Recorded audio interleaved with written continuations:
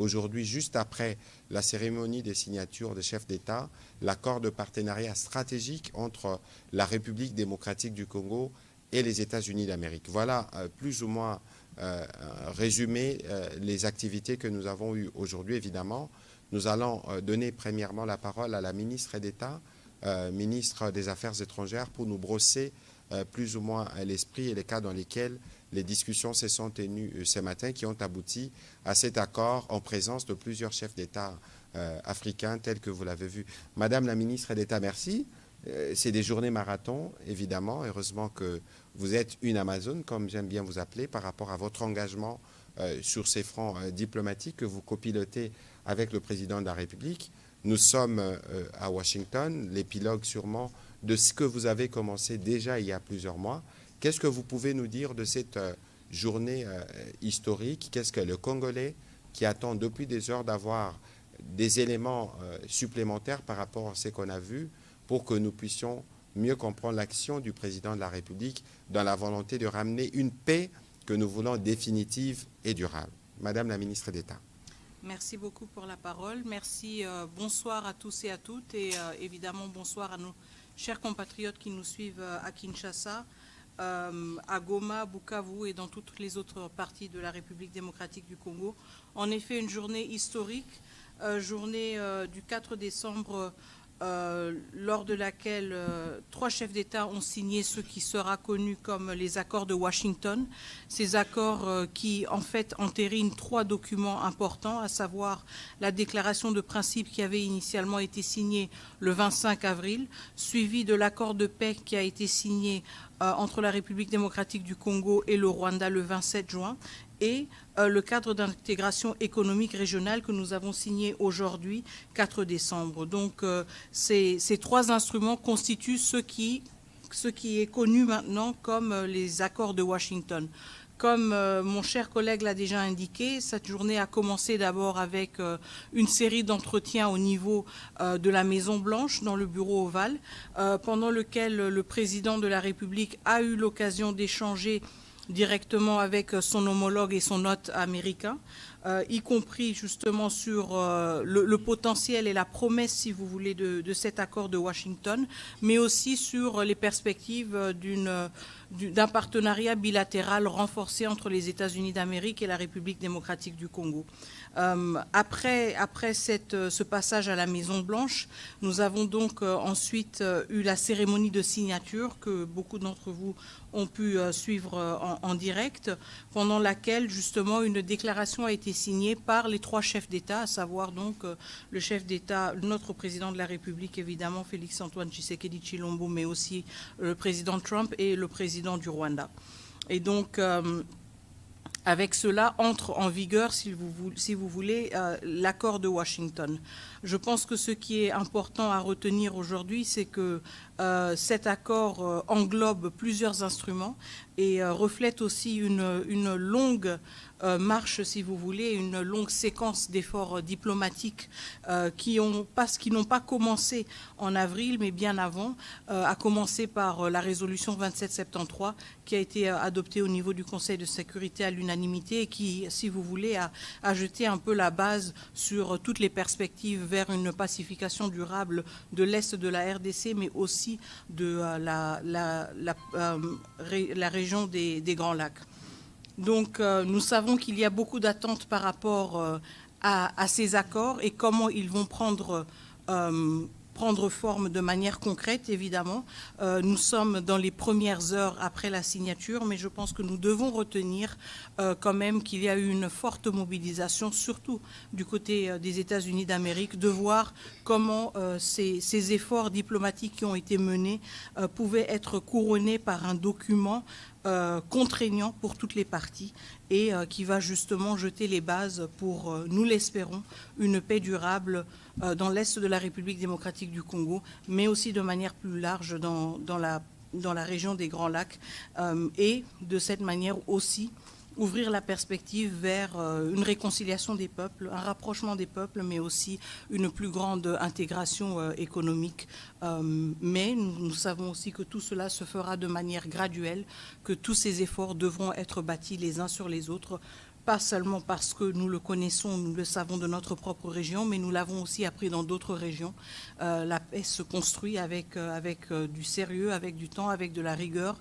Et ceci a été la posture de la République démocratique du Congo dès l'avènement du président de la République à la magistrature suprême, et nous restons engagés dans cette logique. Merci. Voilà, merci beaucoup, Madame la ministre d'État, pour cette introduction. Je me tourner du côté du gouverneur Ouamesso, mais je rappelle que vous n'intervenez pas comme gouverneur de la Banque centrale du Congo, mais plutôt comme un des experts de la République démocratique du Congo, spécifiquement pour ce qui concerne le cadre d'intégration économique régionale.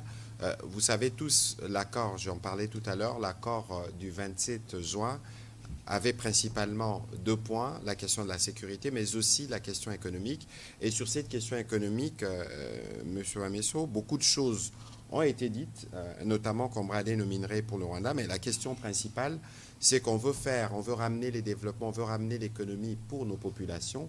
Question, est-ce que la société civile a été consultée durant les travaux qui ont permis aujourd'hui la signature? Je rappelle que la ministre d'État a signé ce matin les documents qui créent formellement le cadre d'intégration économique régionale juste après l'activité des chefs d'État. Merci beaucoup, Monsieur le ministre. Permettez-moi de faire un petit rappel historique par rapport aux causes profondes de cette crise que nous connaissons. Cette crise a démarré pas parce qu'il y a eu un problème entre le Rwanda et le Congo, mais cette crise, les causes profondes sont économiques. À la fin de la guerre froide, il y a eu une volonté d'avoir accès aux matières premières qui servent aujourd'hui à ce qu'on utilise les téléphones portables, les ordinateurs et tout cela. Et il lui fallut à l'époque que le Zaïre puisse privatiser ces entreprises minières qui étaient essentiellement étatiques. Et vous savez que nous avons une conférence nationale souveraine où les 2 grandes forces, même si elles étaient opposées politiquement, je rappelle, donc l'Union sacrée, conduite par le docteur Étienne Tshisekedi, et la mouvance présidentielle, ont toutes les 2, ces grandes forces, refusé la privatisation, même s'ils étaient opposés politiquement. Et c'est ainsi qu'il y a eu, pour permettre l'accès à nos matières premières de la part de l'Occident, la création d'une 3e voie. Et cette 3e voie, malheureusement, n'a pas pu prendre politiquement au sein du pays. Et comme il y avait un impératif de pouvoir accéder à nos ressources, c'est comme ça qu'il y a eu un blanc-seing qui a été donné au Rwanda et à l'Ouganda pour nous envahir. C'est ça la raison fondamentale de la crise qui a déchiré notre pays durant pendant les 30 années passées. Et donc, il fallait aussi le résoudre par un volet économique. Pour résoudre ce problème-là, il fallait créer un cadre propice où, par rapport à cette économie passée, donc l'économie du numérique et l'accès à ces ressources, que les choses soient clarifiées de manière transparente, où on affirme la souveraineté de la République démocratique du Congo dans l'exploitation de ces ressources, et qu'on dise que s'il y a des matières de coopération entre les 2 pays ou plusieurs pays de la région, que cela se fasse de manière transparente. D'où ce cadre d'intégration économique régionale, qui, au fait, repose essentiellement sur ce qui a été imaginé déjà dans le cadre de la CEPGL. Parce que ce cadre d'intégration régionale économique est basé sur l'énergie, infrastructure, agriculture tourisme, mais on a rajouté maintenant un volet qui concerne les matières premières. Mais ça consacre aussi économiquement la fin d'un cycle, parce que l'économie fonctionne en fonction des cycles. Il y a des cycles qui sont plus ou moins courts et il y a des cycles qui sont plus ou moins longs. Et il y a la fin d'un cycle maintenant qui marque la fin d'une économie du numérique tel que nous l'avons connu hier. Et il y a un nouveau cycle qui démarre. Et ce cycle-là marque l'économie du futur, l'économie verte, où les mêmes matières premières stratégiques se retrouvent au Congo. Et c'est pour ça qu'il y a deux volets.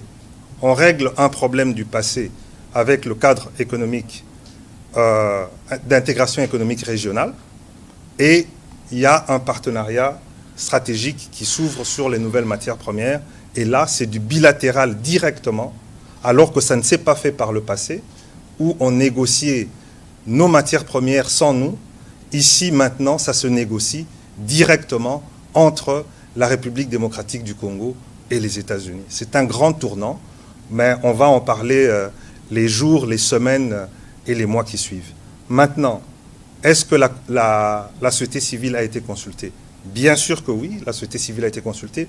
Pas seulement la société civile, mais la majorité des entreprises occidentales et américaines qui étaient concernées par l'exploitation des matières premières qui se trouvaient dans la région des Kivu, région qui est concernée par le conflit qui dure depuis 30 ans.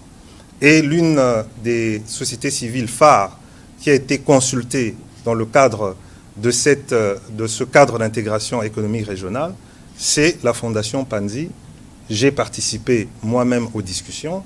Il y avait Global Witness, il y avait Human Rights Watch, il y avait The Sentry, des organisations de la société civile qui ont toujours eu un regard très critique par rapport à ce qui se passe dans l'est de notre pays et qui ont emmené au fait leurs remarques pour que ce cadre d'intégration régionale économique se fasse d'une manière transparente où les choses ne pourront plus échapper au fait aux populations locales. Et je dois préciser une dernière chose, c'est que ce cadre d'intégration économique régionale ne peut entrer en vigueur que s'il y a un retour total de la paix dans nos régions. Voilà. Voilà, merci. Monsieur le vice-premier ministre, ministre de l'économie, il y avait une dimension bilatérale durant cette mission du président de la République. C'est justement l'accord du partenariat stratégique entre la RDC et les États-Unis qu'on appelait il y a quelques semaines le deal. Qu'est-ce que vous pouvez nous en dire sommairement de ce qui a été convenu avec la partie américaine au sujet justement des opportunités économiques et des relations économiques qui doivent être dorénavant renforcées? Merci bien. Donc, je pense qu'il faut d'abord noter la symbolique. La symbolique, c'est que ce qui s'est passé aujourd'hui s'est passé à Washington, D.C. Et le résultat que l'on a vu aujourd'hui, c'est essentiellement aussi grâce à la détermination du gouvernement américain, de son président, le président Donald Trump. Comme vous avez bien dit en introduction, à part ce cadre ou ces documents qui ont été signés entre la République démocratique du Congo et le Rwanda, il y a également eu, juste après cette cérémonie, dans une autre salle, peut-être loin de la plupart des caméras, une cérémonie de signature de 2 autres documents. Le plus important ici, c'est de noter que la relation entre le gouvernement américain et le gouvernement congolais a pris une autre dimension. Nous avons signé un accord de partenariat stratégique. Qui dit partenariat stratégique dit un niveau élevé de confiance politique entre les deux gouvernements, avec des objectifs de long terme qui s'alignent tant du point de vue des relations économiques que du point de vue des questions de défense et de sécurité. Jusque-là, les relations économiques entre nos deux pays étaient régies par un accord de protection, de promotion et de protection réciproque des investissements, conclu en 1984. Donc on va donc dire qu'on est passé d'une catégorie à une autre, parce qu'on est aujourd'hui des partenaires stratégiques sur les questions économiques et de commerce, sur les questions de défense et de sécurité, sur des questions de sciences et de technologie, sur également des questions institutionnelles et de gouvernance. Et les questions institutionnelles et de gouvernance sont liées notamment à ce que nous envisageons de faire dans le domaine économique. J'ai tout à l'heure dit qu'un partenariat stratégique était l'illustration d'un niveau élevé de confiance politique, c'est-à-dire deux États qui regardent dans la même direction et qui regardent loin en essayant d'aligner leurs intérêts ou en étant convaincus que leurs intérêts de long terme sont liés d'une manière assez profonde. Ici, ne nous voilons pas la face. Le monde tel qu'il évolue, il va être déterminé, il se détermine déjà pour les États qui aspirent à devenir puissance mondiale ou qui veulent demeurer puissance mondiale, c'est dans l'accès aux métaux critiques. Et la République démocratique du Congo est un réservoir de ces métaux critiques, est un réservoir des matières premières qui détermine aujourd'hui le niveau de puissance militaire, le niveau de puissance économique du point de vue de la haute technologie. Donc, en même temps que la relation entre la République démocratique du Congo et le Rwanda est censée prendre une forme plus paisible, une forme de prospérité partagée, il est également important pour celui qui a été le parrain et qui voit un intérêt à sécuriser son accès aux métaux critiques, aux minerais critiques qui sont disponibles en République démocratique du Congo. C'est donc ce cadre que nous avons conclu aujourd'hui en signant un accord de partenariat stratégique qui, dans son ensemble, dans sa structure, s'est apaisanti sur le volet commercial et économique. Il s'est également apaisanti sur le volet institutionnel et de gouvernance. Pourquoi sur le volet institutionnel et de gouvernance?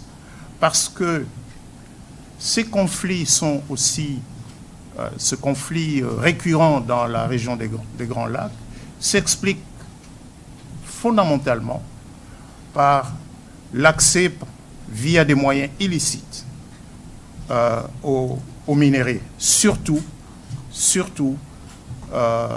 les matières critiques qui résultent de l'exploitation artisanale des minéraux. Et donc remettre de l'ordre, renforcer les capacités de l'État congolais dans ce domaine est apparu important pour que les objectifs communs que nous avons sur le plan commercial et économique puissent se réaliser.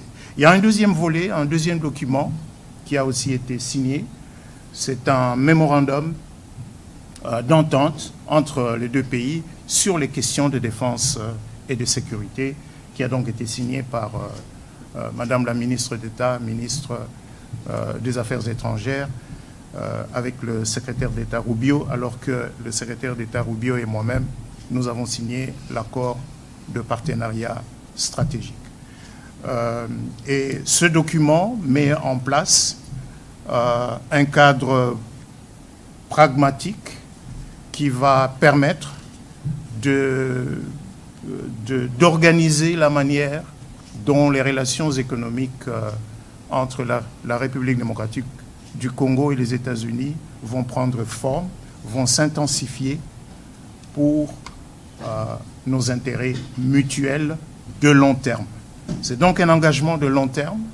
C'est pas un troc. C'est pas un troc. C'est, je répète, deux États qui conviennent, qui ont des intérêts de long terme. Nos intérêts de long terme, c'est le développement économique, dans la paix, dans la sécurité. Les intérêts de long terme des États-Unis, c'est un accès aux ressources minérales qui sont disponibles dans notre pays, un accès qui ne prenne pas les formes actuelles de groupes armés qui pullulent effectivement et exactement dans les régions où sont disponibles les terres rares et les autres métaux critiques. Voilà, merci beaucoup, Monsieur le Vice-Premier ministre. On va prendre des questions, évidemment. On pourra répondre à quelques questions en anglais pour les journalistes qui peuvent poser des questions dans cette langue. Je souhaiterais que nous puissions être courts et précis dans nos différentes questions parce que nous avons encore malheureusement un agenda particulièrement chargé dans les cas de travaux qui se font ici. Je vais commencer par Willy Kalengai, s'il vous plaît. Par ici, s'il vous plaît.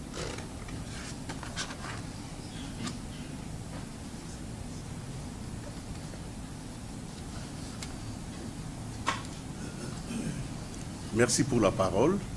Monsieur le membre du gouvernement, deux textes majeurs ont été signés aujourd'hui. L'accord stratégique entre les USA et notre pays et l'accord de paix qui a été entériné. Quels sont les points de jonction entre le partenariat stratégique et l'accord de paix? Y aurait-il une relation dialectique de manière à ce que les succès de l'un pour renforcer les succès de l'autre? Qu'est-ce qui va passer en avant? Est-ce que c'est l'accord de paix qui va être la base du partenariat stratégique ou c'est le partenariat stratégique qui va renforcer l'accord de paix? Merci. Alors, peut-être que les autres collègues pourront répondre, mais je crois qu'ici, il y a une condition principale. Je pense que le gouverneur l'a dit tout à l'heure. Pour nous, avant, par exemple, d'aller dans les cas d'intégration économique régionale, c'est la paix. Le vice-premier ministre, peut-être qui répondra dessus, l'a dit aussi. Il a parlé du contexte de groupes armés. N'oubliez pas qu'il y a beaucoup de trafic dans la partie Est principalement parce que le partenariat avec les États-Unis concerne toute la République démocratique du Congo dans ses opportunités. Donc, je pense que pour nous, le premier point qu'il faut avoir, c'est le retour de la paix parce que c'est la paix qui déterminera les autres. Peut-être que le vice-premier ministre peut aller de manière... Petit bémol, juste un petit bémol, comme ça vous allez répondre. Dans les deals avec les Américains, il était convenu que nous acceptons l'accès à nos ressources et les États-Unis nous donnent de la sécurité. Et je n'ai pas senti ça aujourd'hui. Monsieur le vice-premier ministre ou madame la ministre, vous voulez dire un mot à propos? Alors, je vais juste rebondir sur le point que vous avez fait, monsieur le ministre, sur la corrélation entre les deux instruments. Je pense qu'il est très important d'insister sur le fait que nous ne pouvons pas nous projeter et nos partenaires américains en sont extrêmement conscients aussi. Nous ne pouvons pas nous projeter dans une logique d'un partenariat stratégique avec des piliers économiques si nous n'avons pas un retour de la paix, mais aussi un retour de l'autorité de l'État. Donc je pense que ce sont des conditions sine qua non et nous avons toujours su communiquer cela de manière très claire. Maintenant, quand vous parlez de ce qui était prévu dans le deal, Alors, je vais juste vous encourager peut-être à vous pencher sur les documents et sur les textes tels qu'ils ont été adoptés aujourd'hui. Je pense qu'il y a eu beaucoup de spéculations ces derniers mois, ces dernières semaines sur ce fameux deal. Maintenant que nous avons franchi ce cap, il y aura certainement beaucoup plus de clarté sur ce qui est prévu. Évidemment, nous sommes aussi conscients que certains éléments ne peuvent pas toujours être divulgués et discutés de manière détaillée et ouverte, mais le vice-premier ministre, ministre de l'économie nationale a été déjà assez clair. Nous avons signé aujourd'hui 2 instruments bilatéraux importants, un qui porte sur le partenariat stratégique, mais un deuxième, justement, un mémorandum d'entente qui porte sur les questions de coopération dans le domaine de la défense et de la sécurité. Donc, je pense que le décor est planté. Peut-être que maintenant que certains de ces textes sont disponibles, il sera plus facile d'enrichir la lecture des uns et des autres et d'aller au-delà des spéculations qui ont été quand même alimentées de manière tout à fait compréhensible ces dernières semaines pour mieux comprendre ce qui est prévu. Mais je laisse peut-être aussi la parole au VPM qui va certainement pouvoir compléter cela. Merci. Merci Mineta. Mais laissez-moi peut-être commencer par un des documents phares qui a été signé aujourd'hui avec le Rwanda, donc ce cadre d'intégration économique régionale. Ce document a à sa fin une clause d'entrée en vigueur. Nous allons mettre en place ce cadre, mais pour que cela entre en vigueur, les conditions, c'est d'abord les éléments de sécurité, de restauration de la paix, de restauration de l'État, de l'autorité de l'État congolais sur tout le territoire national, lesquels éléments sont dans l'accord de paix signé le 27 juin 2025 à Washington, D.C. En d'autres termes, le retrait des troupes rwandaises de notre territoire. En d'autres termes, l'arrêt de l'appui apporté au M23 et aux autres groupes armés non étatiques. Ce sont là les conditions permissives pour que ce cadre d'intégration économique régionale se mette en place. Qu'est-ce qu'il y a dans l'accord de partenariat stratégique avec les États-Unis? Je sais que dans l'opinion, ça a été présenté de manière simpliste comme un troc, comme un deal, matière première contre sécurité. Non, ce n'est pas le cas. J'ai parlé des objectifs à long terme. L'accord dit clairement que, oui, il va y avoir un focus sur l'exploration, sur l'extraction, sur la transformation des minéraux critiques, mais on va au-delà de simples minéraux critiques parce que, par exemple, l'accord prévoit que le gouvernement américain et le gouvernement congolais vont travailler de manière étroite pour faire avancer un certain nombre des projets qui sont considérés comme, comment je dirais, comme critiques pour qu'on transforme la RDC. C'est-à-dire Inga, Grand Inga. Ce n'est pas que nous disons non.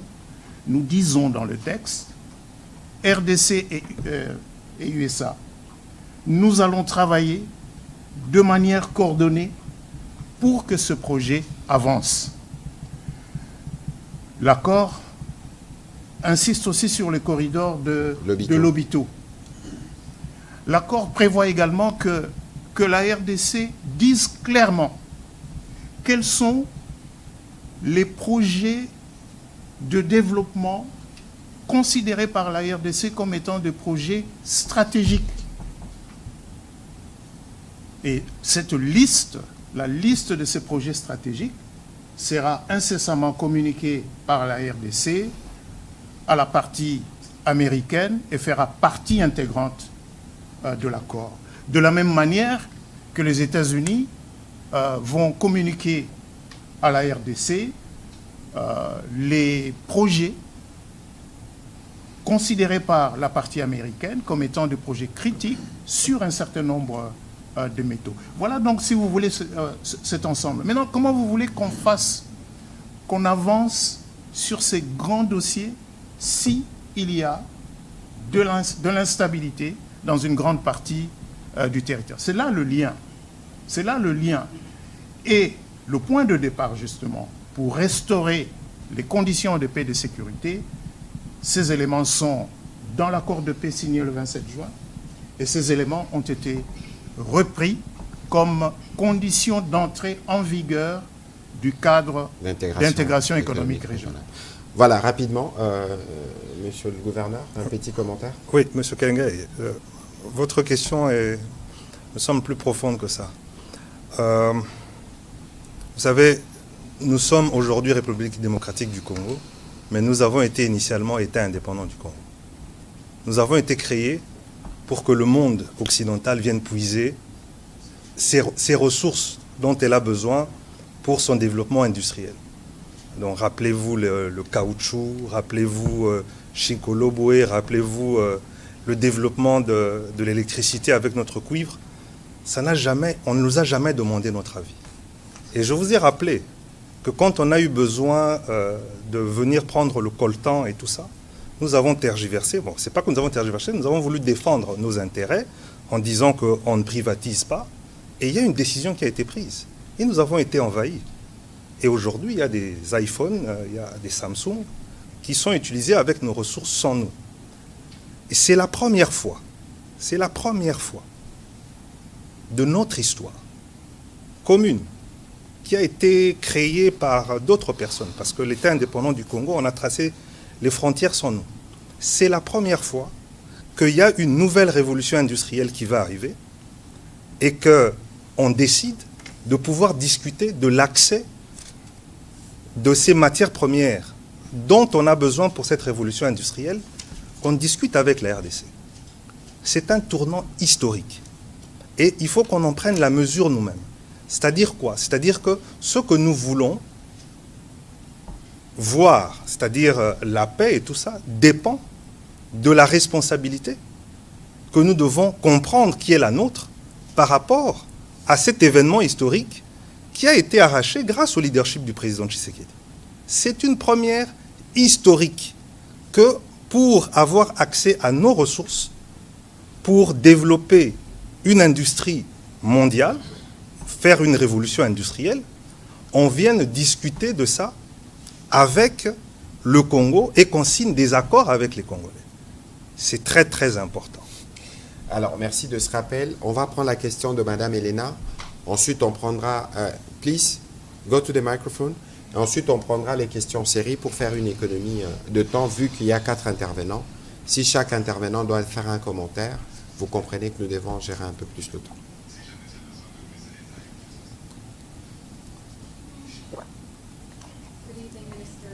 Thank you so much for doing this.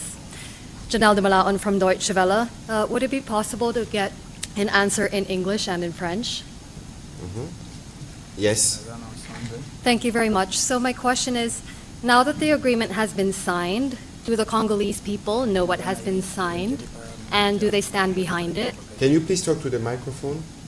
Yes. Thank you. Is this better? Yes. Thank you. Now that the agreement has been signed, do the Congolese people know what has been signed, and do they stand behind it? OK. L'édit vient d'être signé. Oui, tout à fait. I mean, obviously, there's been a lot of talk about the agreement, and our president has been very transparent about the principles that would be guiding it. When we're talking about the signature today, again, we have to remind ourselves that this is an agreement that is built on different milestones that have been that have been passed over the past months and weeks. And so, of course, there is always a need to communicate and to continue communicating about the different elements that constitute the Washington Accords. But do the Congolese people stand behind it? I believe so, of course, because this is our pathway to peace. This is our pathway to long-lasting peace and to peaceful cohabitation also with our neighbors. Does this mean that all of the expectations are reflected in the instruments as they exist? Probably not, and I think there's always going to be debates around that. But at the same time, I think it's important to emphasize the fact that this is an instrument, or this is an agreement that is bringing us closer to peace, but also bringing us closer to peace by bringing us closer to accountability.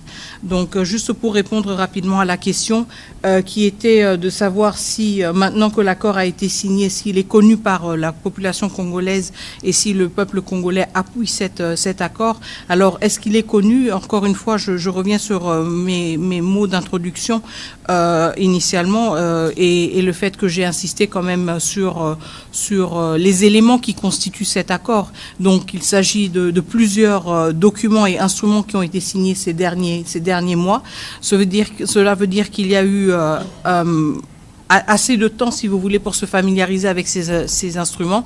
Il y a eu aussi beaucoup d'efforts de communication. Nous savons que nous devons continuer à communiquer sur ces accords pour justement les vulgariser davantage, surtout auprès de notre population, étant donné que le conflit nous affecte, nous, en premier lieu.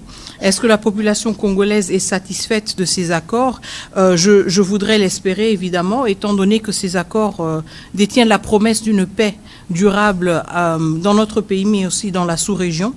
Évidemment, je pense qu'il y a des éléments que certains auraient voulu voir dans les accords et qui n'ont peut-être pas vu. Je pense qu'il y aura toujours des débats, il y aura toujours des attentes qui n'ont peut-être pas été matérialisées, mais en même temps, nous devons nous rappeler que c'est un accord qui nous rapproche de la paix, pas seulement à cause des promesses et à cause des différents éléments qu'il contient, mais à cause du caractère contraignant qui le caractérise. Merci. Voilà, merci beaucoup. On va prendre la question. Yes, please go quickly then. All right. Of course, the U.S. administration is interested in critical minerals. Is there going to be a problem accessing these minerals if those areas where those minerals are controlled by rebels? Thank you. C'est bon, toujours? Ouais. I mean, obviously, again, we are emphasizing the correlation, and I think the Vice Prime Minister, Minister of Economy, was very clear about that. We are emphasizing clearly the correlation between economic opportunities and opening up our landscape, if you want, to different investors, and security and the ability to do so in certain areas. So there is a strong link between the two, and this is why we insist on building resilient and strong, robust strategic partnerships, but also partnerships that are cognizant of the complexity of the context. We cannot project ourselves in a future whereby partners can benefit or access our natural resources when issues such as the safety of our people are not addressed. And this is fundamental to any perspective of economic activity in the areas that are currently occupied by rebels. So obviously these elements go hand in hand. The return of state authority is a precondition to any economic, successful economic venture or enterprise. Ok, merci. On va prendre la question de Michael Cavana et puis je vais demander à Peter Tiani de se préparer. Allez-y, s'il vous plaît.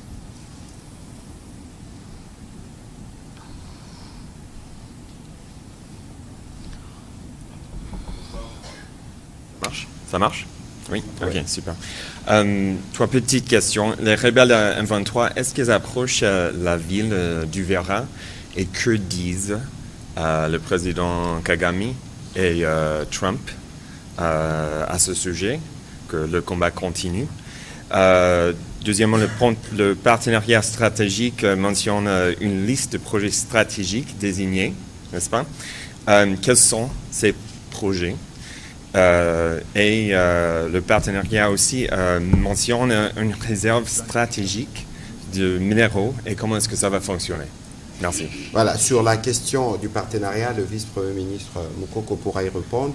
Quand je commençais ces briefings, j'ai commencé par dire justement que nous le faisons, nous sommes totalement en solidarité avec nos populations qui pourraient être sous de bombes. Je pense que cette question, peut-être que la ministre d'État pourra dire un peu plus à ces sujets. Je rappelais que pour nous, la définition de la paix que nous voulons avoir, passe par le retrait de troupes rwandaises et par la cessation de toute forme de soutien au M23. Il est clair que les événements que nous avons notés ces derniers jours nous ont éloignés de la perspective de la paix qui est ressortie du 27 juin parce que des attaques ont été multipliées contre le civil. Et je pense qu'à l'occasion de la discussion qu'il y a eu avant que l'accord puisse être signé, le président Trump, évidemment, a eu l'occasion d'écouter le président Tshisekedi à ses propos. Peut-être que la ministre d'État peut nous faire un petit commentaire de ce qui a été, de cette question qui a figuré dans les entretiens, parce que vous avez suivi le président Trump lui-même dire qu'il y a, dans 72 heures, il doit y avoir des choses qu'on verrait sur le terrain. Madame la ministre d'État. Très bien, on ne va pas entrer évidemment dans les détails, si vous voulez, des entretiens entre les chefs d'État, mais je pense que la préoccupation est une préoccupation partagée, certainement entre la République démocratique du Congo et les États-Unis d'Amérique.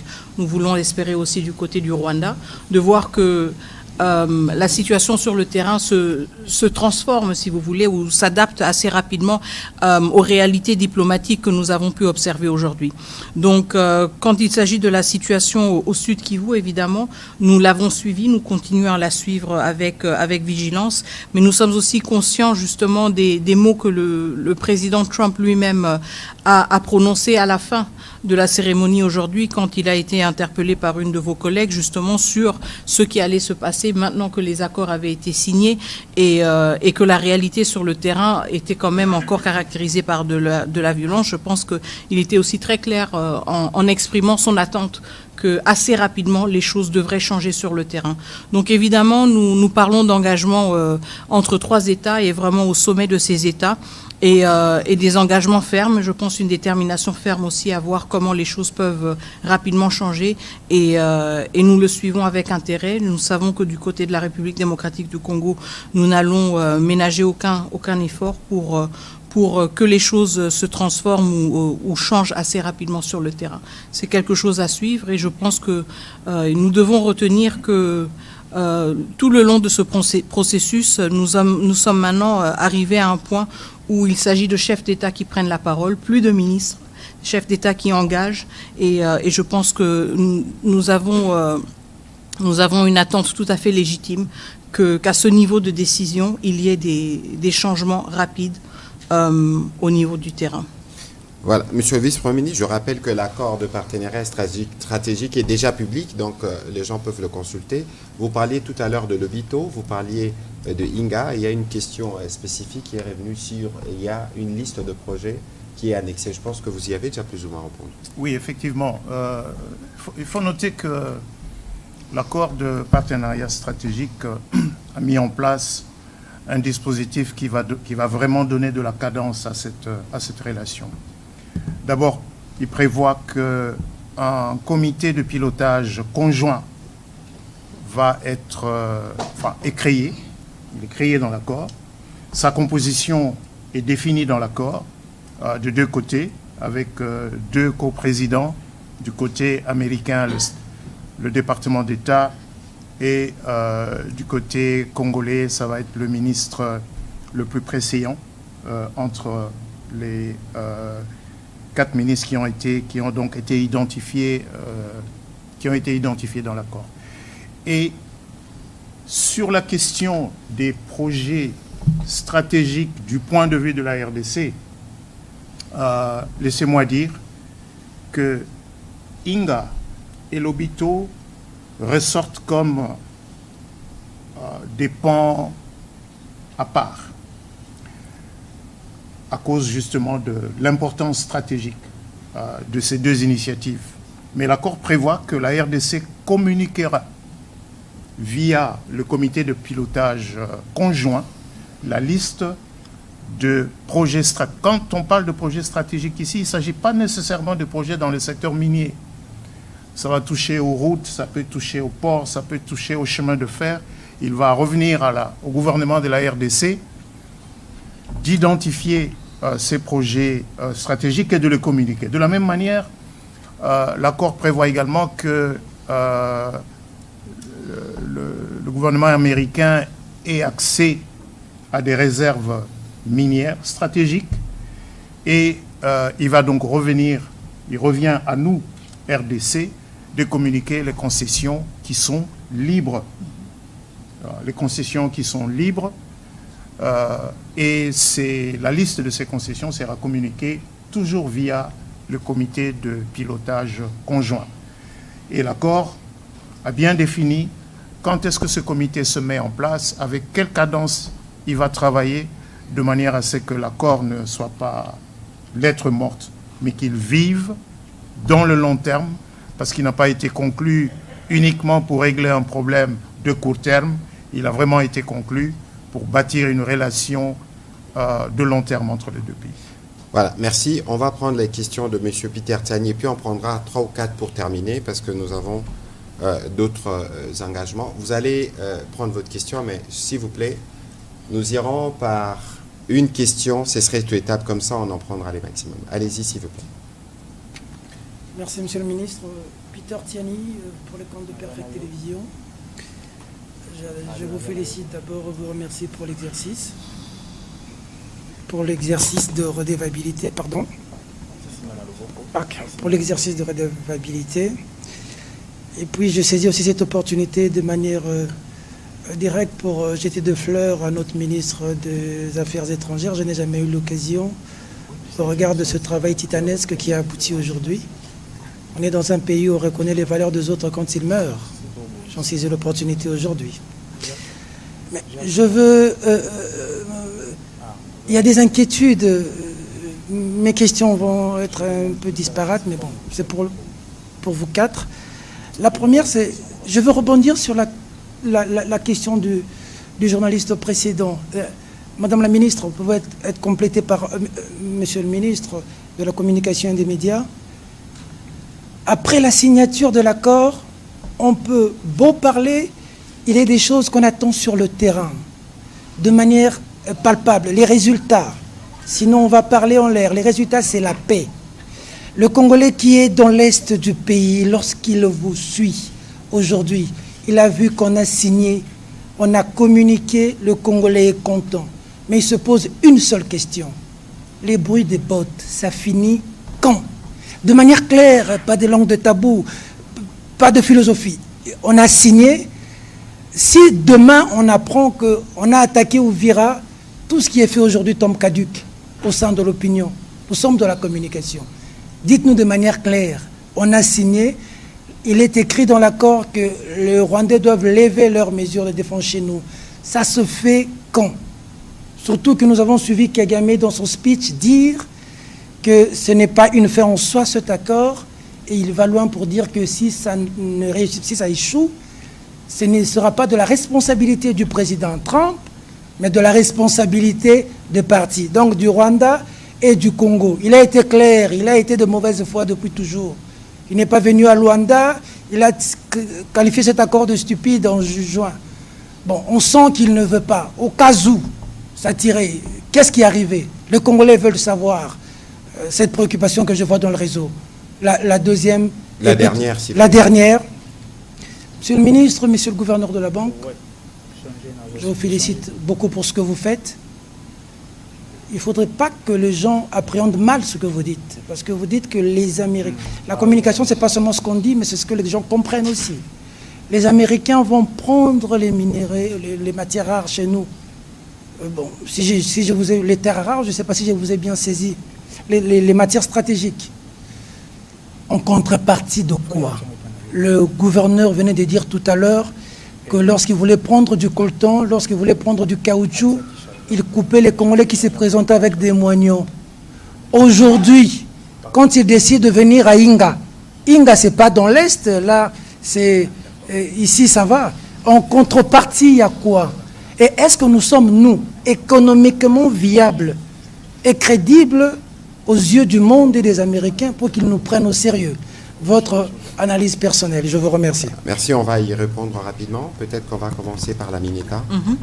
Alors, évidemment, nous sommes conscients de l'attente tout à fait légitime de nos compatriotes à travers la République démocratique du Congo, mais en particulier dans les zones occupées, que cet accord se traduise très rapidement dans un changement des conditions et un retour à la paix. Alors, en termes de ce qui devrait se faire dans l'immédiat, évidemment, le premier pas serait un cessez-le-feu. Je pense que ça, ce serait un indicateur clair que les partis... un indicateur clair qui illustre l'engagement des partis, mais s'il y a, si vous voulez, une continuation de la violence, ça ne veut pas dire que l'accord est caduc.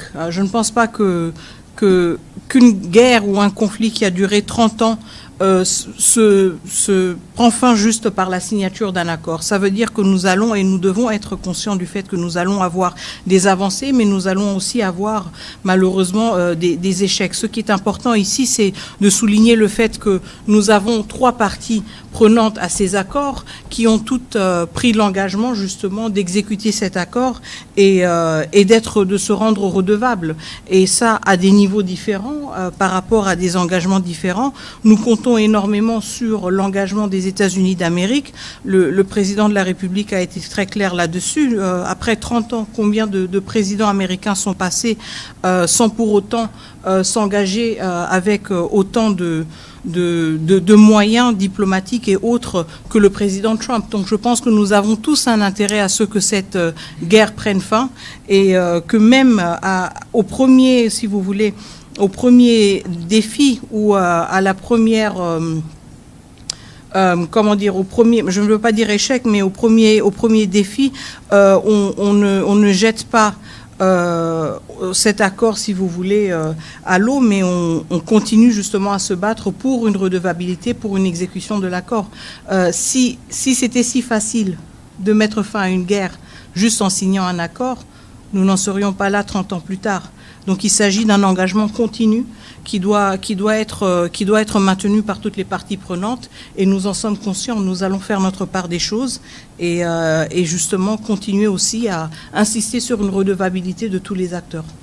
Voilà, pour compléter rapidement ma collègue, je vous lis ce que le secrétaire Rubio, donc le collègue de la MINAFET, a dit à ses propos aujourd'hui. Il y aura we have an agreement. Nous avons un accord et l'accord doit vivre. L'accord doit être implémenté. Vous pouvez signer un accord, signer des documents, mais vous devez être sûr que cela s'applique. Comme dans toute guerre, dans tous les conflits, la route vers la paix, vous pouvez avoir des up and down, donc des hauts et des bas, et il y aura des stop and the start. Et puis il rajoute, il dit, mais maintenant, nous avons un engagement au plus haut niveau de 2 gouvernements avec les chefs d'État sur des questions spécifiques qui doivent arriver. Maintenant, nous devons nous assurer que ces choses arrivent. Nous sommes engagés sur chaque étape qui va nous conduire à ces résultats. Ça veut dire que nous connaissons, ne nous voilons pas la face. Nous connaissons l'attitude belliqueuse du président rwandais. Je pense aujourd'hui, ça ne sert à rien de le répéter, même le médiateur américain est au courant. Et donc, il y a eu un engagement qui a été fait en présence d'autres témoins, des chefs d'État qui étaient là, et donc on va voir dans les jours qui viennent. Parce que pour nous, l'engagement pour la paix, les présidents de la République, là, depuis le premier jour. Monsieur le vice-premier ministre, sur les aspects sur lesquels vous devez réagir, et les gouverneurs très rapidement. Je pense que je voudrais d'abord demander à mon cher Tiani d'effacer rapidement la notion d'un simple deal. Parce que je crois que votre question part de cette hypothèse. Je répète, c'est un partenariat stratégique, c'est dans le long terme, c'est des intérêts mutuels, convergents des 2 pays, des 2 États. Et même s'il y a un focus sur les mines, mais le document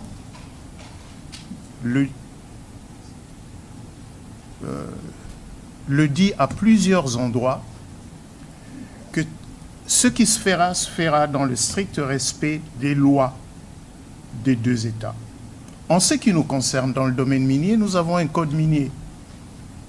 Lequel code minier dispose que ce que nous faisons aujourd'hui, c'est-à-dire l'exportation des produits bruts, ce n'est pas ce que prévoit le code minier. Le code minier prévoit que les produits doivent être transformés.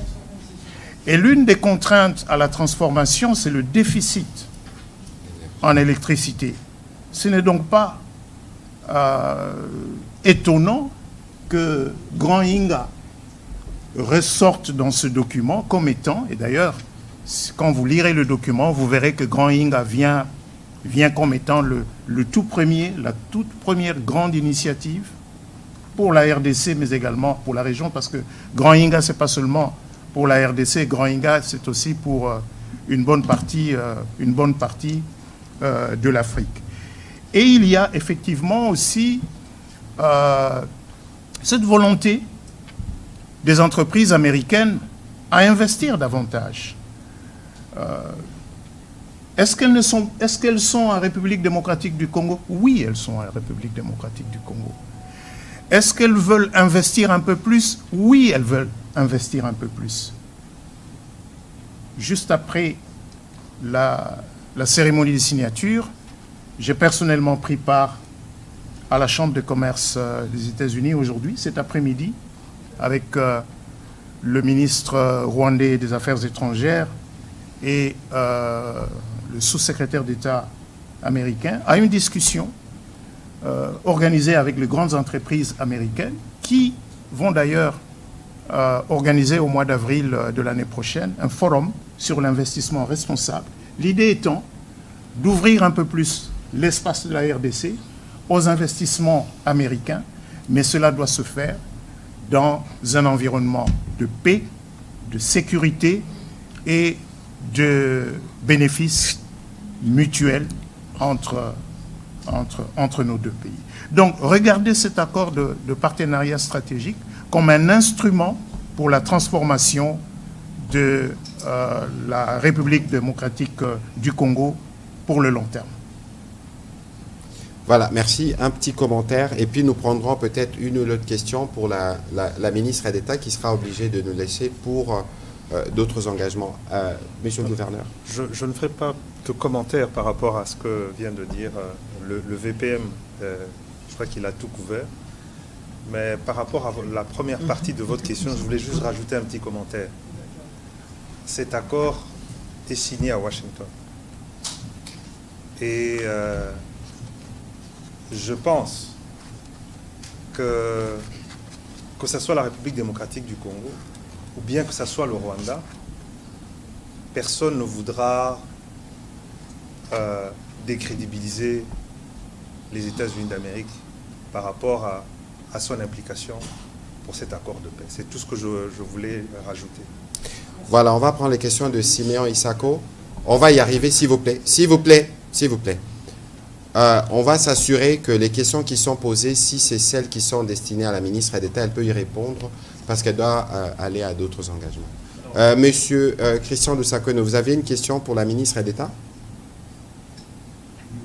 Allez-y, s'il vous plaît. Comme ça, on sera en mesure de les prendre.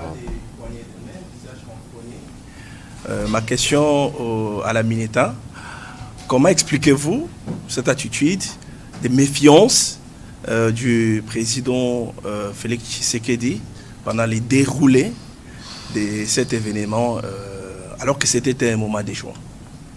Très bien, merci beaucoup. Alors, vous adressez votre question à la ministre des Affaires étrangères. Je suis chargée de la diplomatie, pas de la lecture du body language. Donc, je ne vais pas m'étaler sur des spéculations. Je pense que ce que nous devons retenir aujourd'hui, ce sont les actes concrets qui ont été posés, à savoir la signature de l'accord. Je ne vais pas m'étaler sur une spéculation sur le body language qui peut être interprété d'une manière ou d'une autre. Donc, je pense que nous devons nous concentrer sur l'essentiel de la journée. Et c'est justement la signature de cet accord, y compris aussi la signature des accords bilatéraux et ce que cela représente pour notre pays. Merci. Voilà, M. Lusakweno, et puis on prendra la question de M. Noré de ce côté. Venez déjà avancer, s'il vous plaît. Bonjour à tous, bonsoir.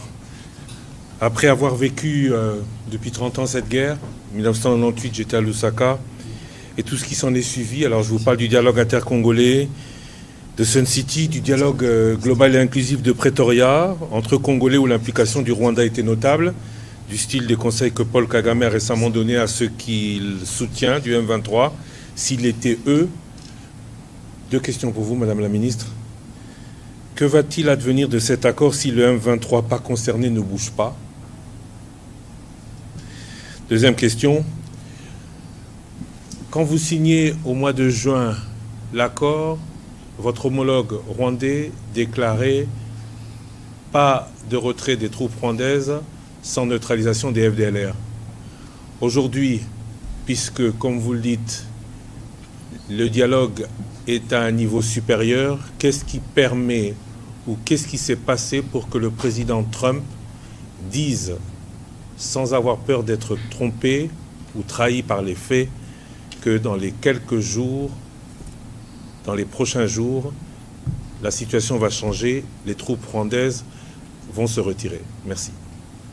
Alors, qu'est-ce que nous allons faire si le M23 ne bouge pas? Bon, je pense que, encore une fois, le M23 en tant que groupe est assez connu. Nous savons quelles sont les ramifications de ce groupe. Nous savons d'où est-ce qu'il détient les ressources et les capacités qui lui permettent d'opérer de la manière dont il opère. Donc, s'il n'y a pas de changement concrètement par rapport à la situation, nous allons aussi savoir qui sont les acteurs qui ont un rôle à jouer, qui ont une influence et qui ont refusé, si vous voulez, d'exercer cette influence. Quand vous regardez l'accord qui a été signé le 27 juin, il y a aussi justement des engagements pris par tous les États signataires de ne plus fournir un appui quelconque aux groupes armés. Et donc, je pense que cette corrélation est relativement claire entre la posture du M23, la posture que le M23 va afficher et la redevabilité, les engagements qui ont été pris dans le cadre des accords de Washington. Qu'est-ce qui donne au président Trump l'assurance que les choses vont changer sur le terrain dans les prochaines 72 heures? Écoutez, je ne fais pas partie de l'équipe du président Trump, je ne fais pas partie de ceux qui lui indiquent quels sont les leviers qu'il pourra activer, mais encore une fois, je pense que le fait que nous ayons franchi ce cap très important avec la signature au niveau de chef d'État de ces engagements, des engagements qui prévoient justement très clairement une concomitance entre le retrait des troupes rwandaises et la neutralisation des FDLR. Je pense que ceci nous donne un cadre assez clair qui clarifie justement ou qui explique, qui illustre les responsabilités des uns et des autres. Et il en revient au président Trump et à son équipe de savoir quels sont les leviers potentiels ou existants qu'ils veulent activer pour accélérer les choses ou pour rendre leur rôle de facilitateur peut-être plus percutant. Je ne vais pas m'étaler sur une spéculation là-dessus, mais je pense que quand un chef d'État se prononce de la sorte, il a certainement des éléments en sa possession qui le rassurent sur la faisabilité de certaines choses. Voilà, dernière question pour la Mineta. Monsieur Ashka, allez-y, s'il vous plaît. Oui, merci beaucoup. Je suis M. Honoré Kabongo. Ma petite question, elle ne cadre pas, elle ne fait pas partie du débat d'aujourd'hui. C'est au sujet de la réouverture de l'aéroport de Goma. Il y a des questions qui ont été posées là-dessus. La France n'en parle pas, la RDC non plus. Est-ce que nous avons abandonné les dossiers ou il y a quelque chose d'autre qui se prépare? Pour d'autres questions, je crois, les collègues ont déjà posé la question. Merci beaucoup. Merci. Alors, par rapport à l'aéroport de Goma, non, nous n'avons pas du tout abandonné le dossier. Je veux réitérer le fait que la réouverture de l'aéroport de Goma, conditionnelle pour justement faciliter l'accès humanitaire a été énoncé comme une priorité par le président de la République démocratique du Congo. Pourquoi? Parce que nous sommes conscients du fait qu'une large partie de notre population dans ces zones occupées a besoin de cette assistance humanitaire. Nous savons aussi que les ressources et les financements pour l'assistance humanitaire sont de plus en plus réduits, et donc il y a un souci aussi d'efficacité, si vous voulez, quand il s'agit de l'utilisation de ces ressources dont nous disposons. Donc nous ne pouvons pas nous permettre le luxe, si vous voulez, d'abandonner la question de l'aéroport de Goma. Il en va de la vie de milliers, de millions de nos concitoyens, de nos compatriotes. Donc cela reste une priorité pour le gouvernement de la République démocratique du Congo. Nous avons affiché très clairement notre disponibilité justement à réfléchir sur comment rendre cela concret. Et nous restons sur cette position. Nous restons aussi engagés dans des conversations avec les différents acteurs humanitaires pour voir comment cela peut se matérialiser dans les plus brefs délais. Nous insistons aussi sur le fait que l'assistance humanitaire ne devrait jamais être utilisée à des fins politiques, ne devrait jamais être instrumentalisée, et c'est la raison pour laquelle nous allons aussi, ou nous continuons aussi à mettre les uns et les autres devant leurs responsabilités morales, mais aussi humanitaires vis-à-vis du comportement qu'ils affichent par rapport à cette question de la réouverture de l'aéroport de Goma. La position du gouvernement est claire et nous espérons que l'humanisme va quand même se manifester aussi de l'autre côté et que nous allons arrêter de jouer avec la vie de milliers de personnes à des fins politiques ou stratégiques. Merci. Voilà, merci beaucoup Madame la ministre d'État pour merci beaucoup Madame la ministre d'État pour votre participation à cet exercice. Je sais que vous avez d'autres interviews encore qui vous attendent. Nous aurons l'occasion de nous retrouver. On va conclure avec les collègues qui sont ici. Prochaine question, on va donner à M. Israël Mutombo, qui sera suivi de M. Kalanji.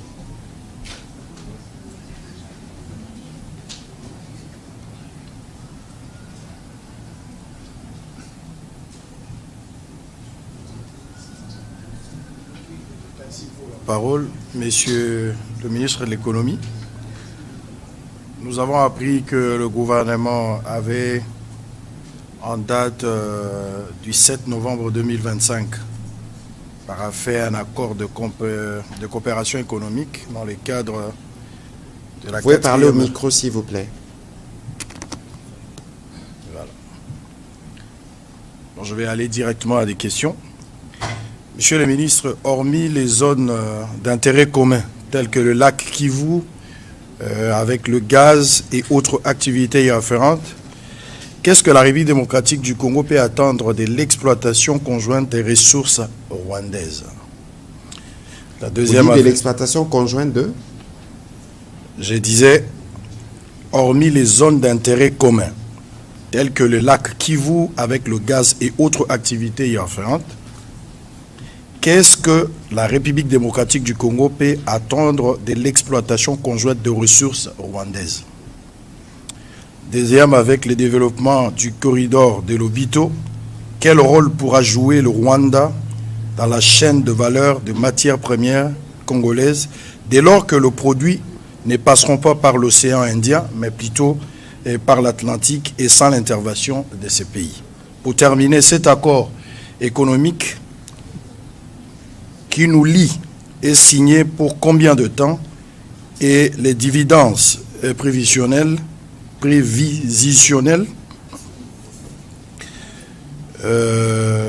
dividendes prévisionnels du Rwanda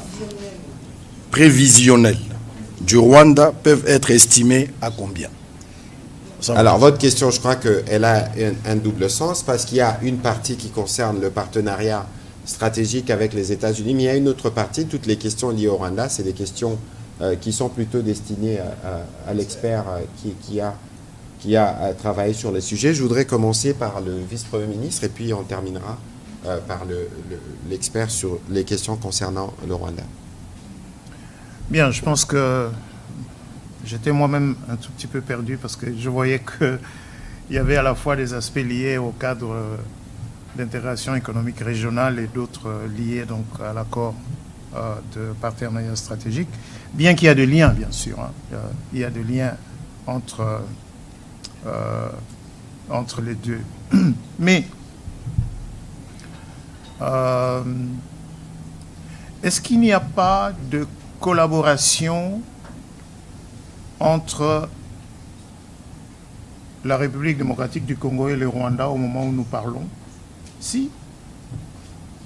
Le barrage de Ruzizi, est-ce qu'il a arrêté de fonctionner? Ruzizi 2 fonctionne et fournit de l'électricité, un tiers au Rwanda, un tiers au Burundi, un tiers à la République démocratique du Congo. Au moment où nous parlons, il y a un projet de Ruzizi 3, 206 mégas, c'est-à-dire, c'est quoi, 206 mégas, ça va faire à peu près 5 fois à peu près la capacité de Ruzizi 2. Le projet se monte, les bailleurs de fonds n'ont jamais quitté ce projet. Ce qui manque pour que Ruzizi 3 se construise, c'est la paix et la sécurité. Pour donner un peu plus d'électricité. Même dans les années les plus sombres, 98-2003, ces investissements-là, ces infrastructures-là, ont continué à fonctionner. Et je pense que le gouverneur Wameso a touché un mot là-dessus lorsqu'il est intervenu. Ce qui ressort du cadre d'intégration économique régionale, c'est le fait, en fait, de reconnaître que c'est fut une erreur de la part de ces États voisins d'avoir voulu tuer la CPGL. Parce que ce qu'on essaye de recréer aujourd'hui, c'est ce que la CPGL avait voulu mettre en œuvre pour une prospérité partagée dans la région des Grands Lacs. Quels sont les secteurs qui ressortent dans ce document? Le premier secteur qui est cité, c'est l'énergie. C'est l'énergie. Ces matières premières qui sortent aujourd'hui par des réseaux clandestins, elles ont besoin d'être transformées dans la région. Pour qu'elles soient transformées dans la région, il faut un peu plus d'électricité dans la région. En fait, le seul élément nouveau qui apparaît dans le document signé par notre collègue des Affaires étrangères ce matin, c'est les ressources minières. Mais sinon, tout le reste, ce sont des éléments que l'on trouve dans tous les documents de la CPGL, dans tous les projets de la CPGL. Et au moment où nous parlons, Sinelac, qui est une entreprise conjointe pour la gestion de barrages de Ruzizi, Sinelac n'a jamais fermé boutique. Sinelac continue à fonctionner. Quelle autre illustration vous voulez encore pour démontrer que c'est des destins communs? Mais ces destins communs, il faut les construire dans la paix et la sécurité. Rappelons-nous, quand il accède à la magistrature suprême, le président de la République, Félix Antoine Tshisekedi, dans ses premiers actes, à partir de février 2019, il a visité chacun des 9 États voisins. Ce sont les premiers actes qu'il a posés en tant que président de la République. Visiter chacun des 9 États voisins, justement pour lancer cet appel à la coexistence pacifique, à la prospérité partagée à partir de nos ressources. Donc, l'Obito est une initiative importante, aujourd'hui qui fait courir, il faut le reconnaître, qui fait courir le monde entier.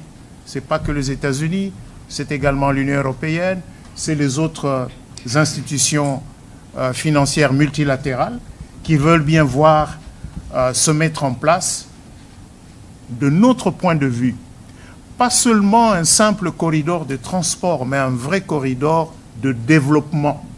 Parce que ce que nous ne voulons pas, c'est de faire, de favoriser par ce chemin de fer l'exportation de nos matières premières brutes.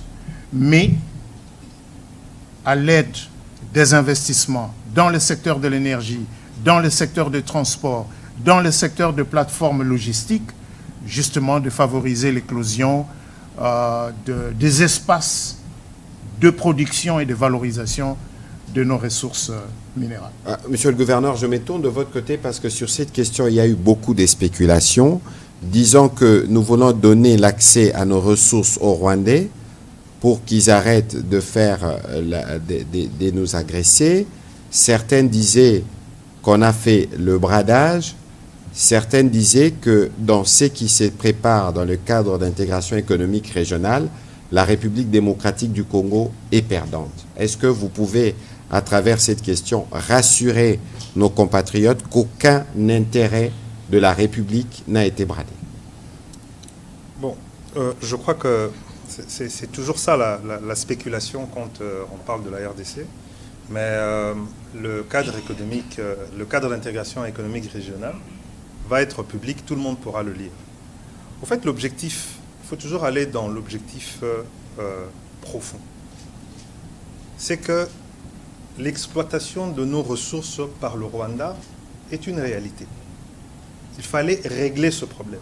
Le premier problème... De manière illicite, il faut préciser. Bien sûr. Par les réseaux de proxy bien et sûr, les trafiquants. Le pillage par la guerre, je l'ai expliqué ici, c'est que cette guerre, la raison fondamentale de la guerre, c'était piller nos ressources pour fournir, au fait, l'industrie du numérique, pour faire court. Alors, le cadre d'intégration économique régionale affirme d'abord une chose, la souveraineté de la RDC sur ses ressources. Pourquoi? Parce que pour créer une chaîne d'approvisionnement qui a une autre chaîne d'approvisionnement alternative à la place de ce qui a fonctionné pendant plus de 30 ans avec le Rwanda, il nous faudra du temps. Donc il faut d'abord faire en sorte qu'un produit qui vient du Congo soit estampillé Made in Congo, même si il devrait passer par le Rwanda, ce qui n'est pas le cas aujourd'hui. Le cadre d'intégration régionale économique le garantit. Deuxième chose, on garantit à chaque pays de pouvoir développer lui-même ses propres industries minières, de pouvoir transformer chez lui. C'est garanti. Et on dit ceci, si les deux pays trouvent des zones ou bien des terrains d'entente pour des développements communs, ils peuvent le faire. On ne dit pas qu'ils doivent mutuellement travailler mutuellement, non. Ce n'est pas une obligation, c'est écrit noir sur blanc. S'ils ont ils trouvent des opportunités de développement commun, ils peuvent le faire. On ne peut pas le refuser.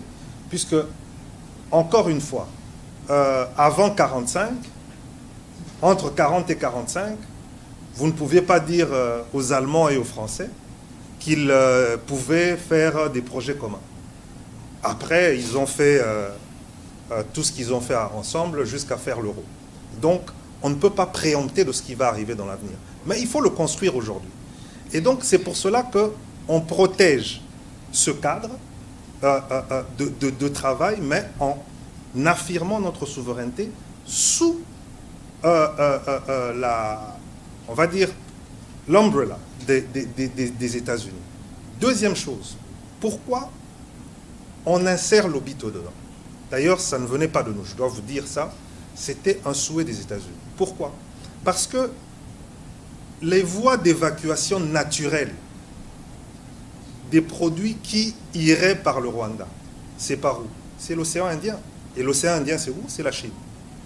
Donc, il fallait faire en sorte que dans l'intérêt des Américains, qui sont les parrains de ce cadre d'intégration régionale économique, qu'on puisse avoir la possibilité de pouvoir développer une chaîne d'approvisionnement qui passe par l'Ouest. Parce qu'on ne sait jamais, les terres rares, c'est le Maniema.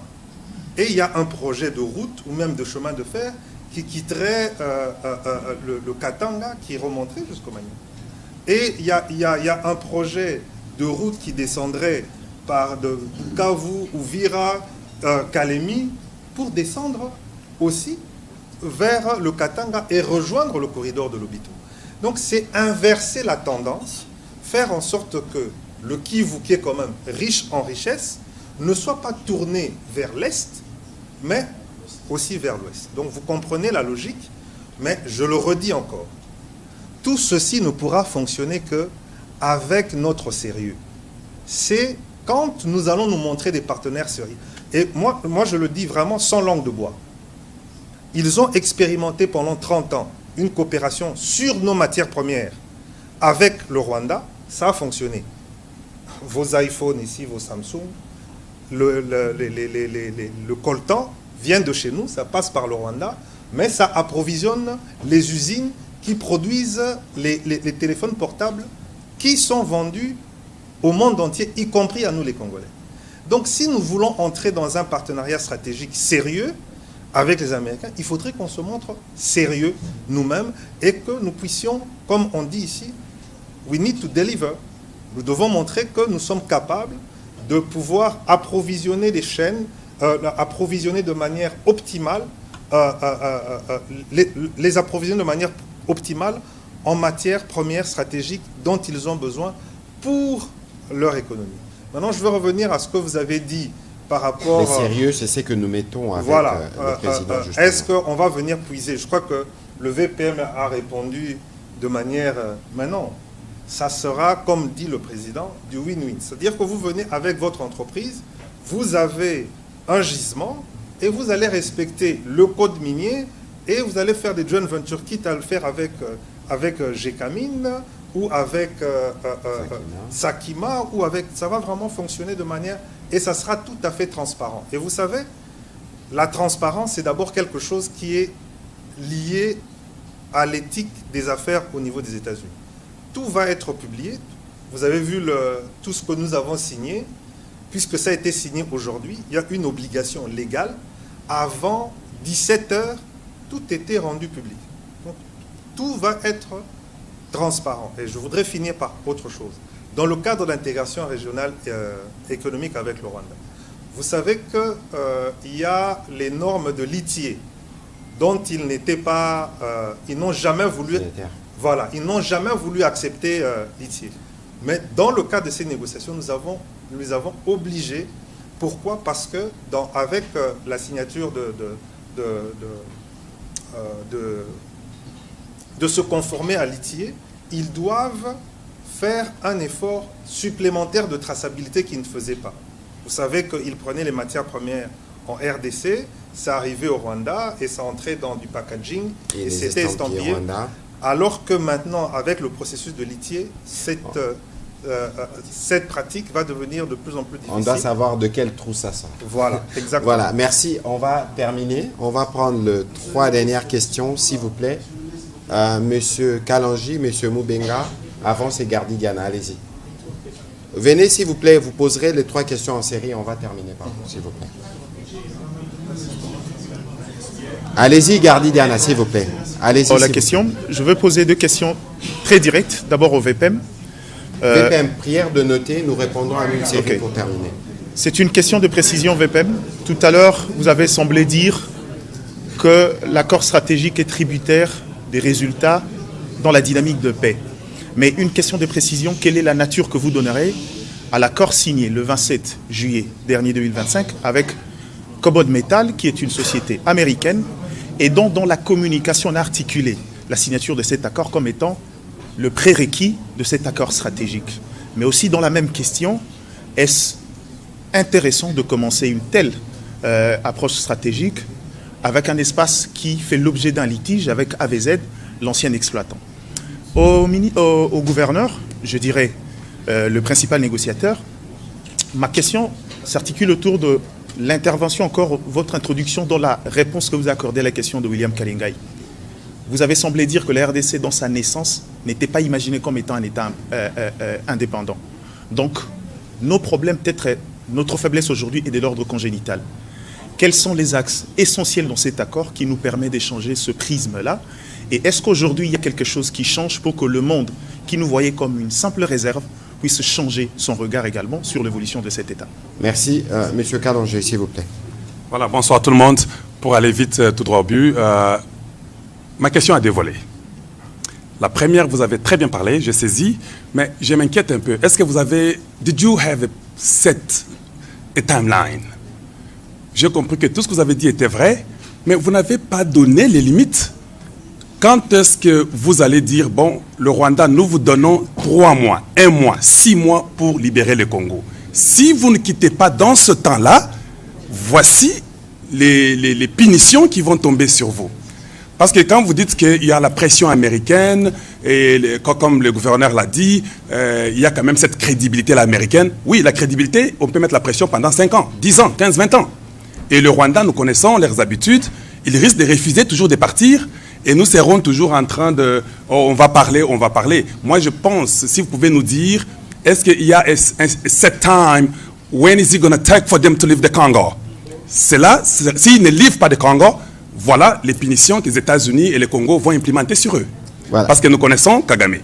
Deuxième volet. Maintenant, admettons qu'ils changent.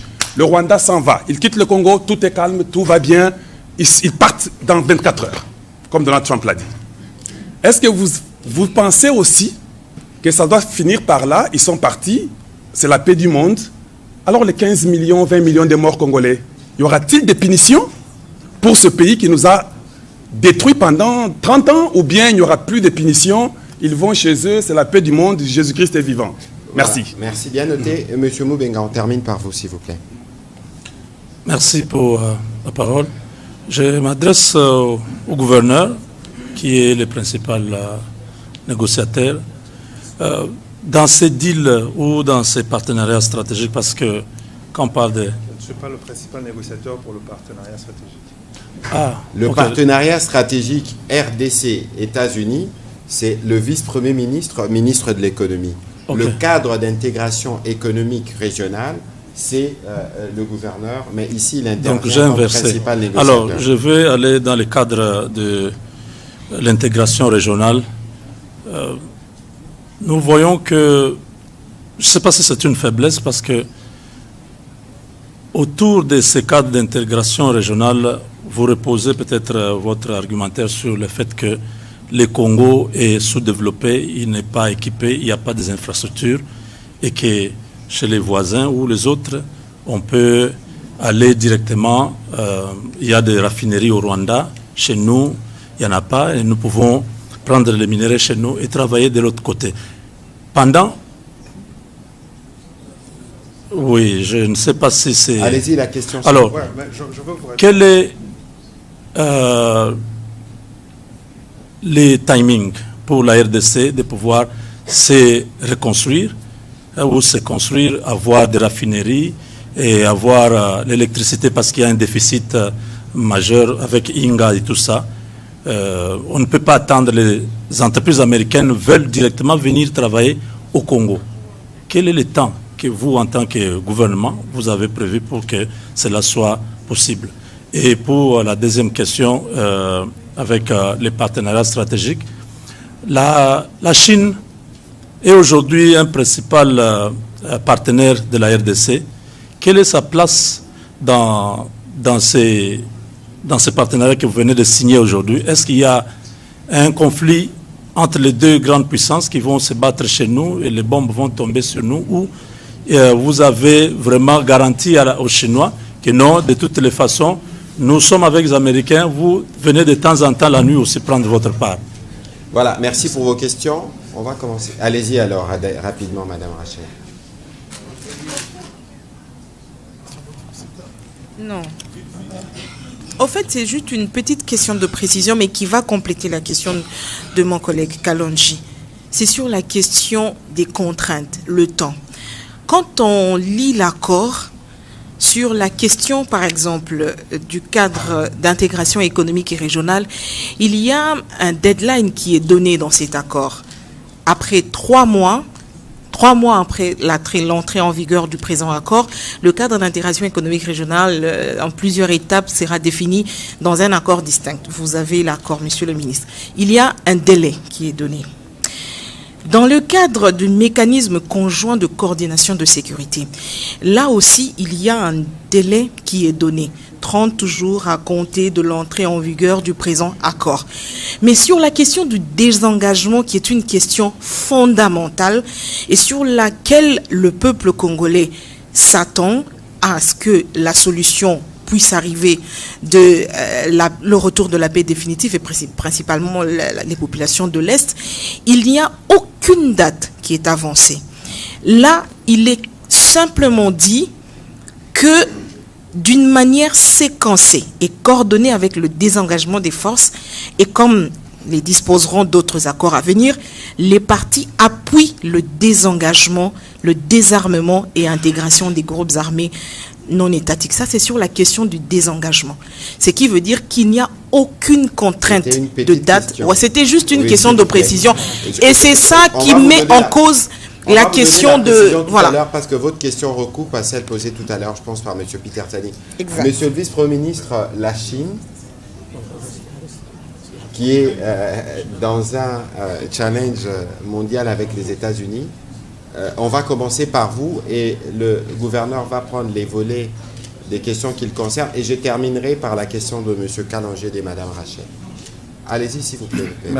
Je pense que nous n'avons pas signé un accord pour remplacer un partenaire par un autre. La position de la République démocratique du Congo, c'est que nous avons intérêt à diversifier nos partenariats.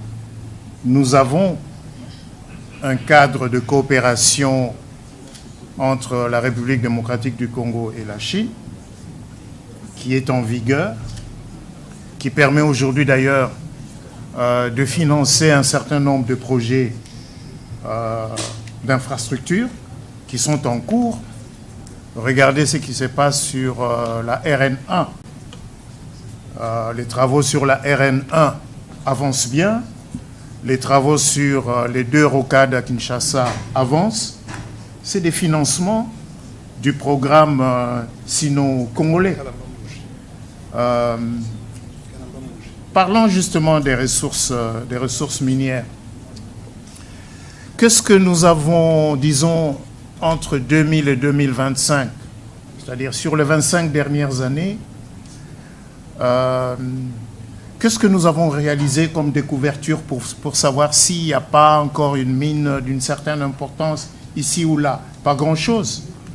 Donc, ne considérons pas qu'il y a un potentiel limité et que sur ce potentiel limité, nous allons nous mettre au milieu de 2 géants qui vont se battre en nous piétinant.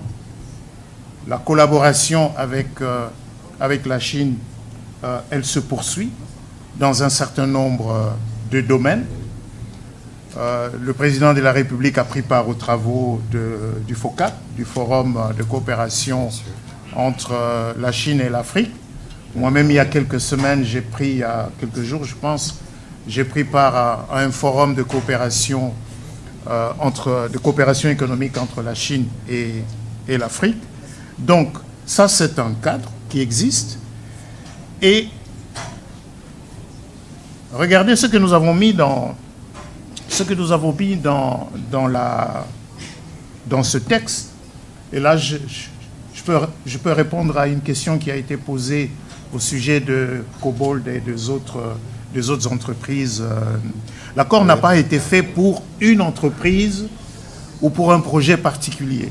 Il est fait, c'est un cadre général qui a, entre autres choses, pour objectif, et je voudrais le répéter encore, entre autres choses pour objectif, dans le domaine économique et commercial, d'ouvrir un peu plus l'espace de la RDC aux investisseurs américains, pas seulement aux investisseurs américains, parce que l'accord parle également d'entités alignées, c'est-à-dire des investisseurs qui sont en bon terme avec les États-Unis d'Amérique et qui peuvent donc venir, qui sont éligibles autant que les entreprises américaines à ce qui est prévu. Mais l'accord va au-delà du commerce et de l'économie. L'accord parle également de coopération dans le domaine technologique, dans le domaine de la science, dans le domaine de l'éducation, tout comme l'accord parle des aspects de sécurité et de défense qui sont prévus dans un document à part qui a été signé, comme on l'a rappelé également ici. Et justement, cette question de Cobalt, je sais, hein, voilà, avec AVZ et ainsi de suite, l'un des objectifs recherchés dans cet accord, c'est aussi de rendre l'environnement d'affaires de la RDC un peu plus lisible, un peu plus prévisible pour les investisseurs. Et à cet effet, l'accord a prévu que, plutôt que de créer des incitations dans l'accord, les incitations aux investisseurs sont prévues dans une loi. Et nous allons utiliser une loi existante, la loi 13005 de janvier 2014. Pour la petite histoire, c'est une loi qui avait été promulguée pour donner une assise légale au programme sino-congolais. Parce que c'est une loi qui fixe les facilités douanières, fiscales, parafiscales et de change pour les entreprises ayant conclu un accord de coopération avec la République démocratique du Congo. Donc, avec nos partenaires américains, on a convenu que c'est cette même loi qui va subir des amendements pour lui donner un caractère beaucoup plus global et prévoir dans cette loi des dispositions qui vont rassurer davantage les investisseurs. Je vous donne un simple exemple. Nous avons la loi sur la TVA qui prévoit que pour les miniers, la TVA remboursable doit être remboursée dans les 30 jours. En réalité, monsieur le gouverneur de la Banque centrale sait que nous traînons une enveloppe assez consistante de TVA devant être remboursée, mais qui n'est pas remboursée dans le délai, et cela met à mal la trésorerie de ces entreprises. Donc nous allons essayer de prendre en compte ces remarques, ces observations qui sont faites par nos partenaires pour amender la loi, de manière à ce que cette loi, de la même manière que le Code minier dispose d'un cadre unique qui rassure, qui stabilise le climat d'affaires au profit des entreprises qui investissent en République démocratique du Congo. Donc nous voulons offrir, mais il est évident, parce que c'est une loi, on ne va pas dire que c'est une loi qui est faite pour les entreprises américaines. C'est une loi qui sera faite pour toutes les autres entreprises qui veulent investir en République démocratique du Congo. Alors, monsieur le gouverneur, rapidement, pour ce qui vous concerne. Ok, je voulais juste faire une petite...